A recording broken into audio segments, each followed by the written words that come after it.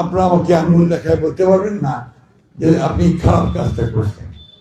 করছি এখন পর্যন্ত মন্ত্রীও ছিলাম, কেউ বলতে পারবেন না যে আমি মন্ত্রী থাকাকালীন সময় কারো কাছে এক কাপ চা খেয়েছি, 2টা টাকা নিচ্ছি, কেউ বলতে পারবে? আল্লাহ অশেষ রহমতে এই 14-15 বছরের এই দুর্দিন কালো রাত পার হয়ে আমরা এখন একটা সুদিনের সামনে আসছি, একটা ভালো সম্ভাবনা দেখা যাচ্ছে, তাই না?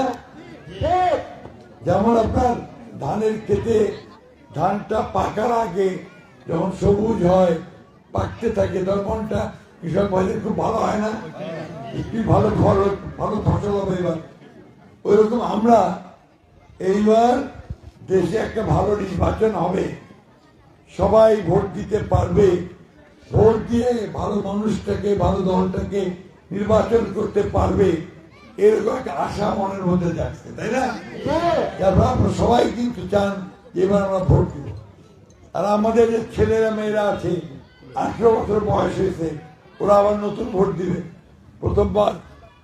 এর আগে অনেকে আছে ভোট দিতে পারে নাই, বয়স হয়েছিল কিন্তু ভোট দিতে পারে নাই, ভোটার হয়েছিল ভোট দিতে পারে নাই, ওই আগরাই তো সব লেগেছে, ভোটটা আগরে হয়ে গেছে, তাই না? এইবার সুযোগ আসছে, আমরা ঠিক মতো ভোটটা দিতে পারবো।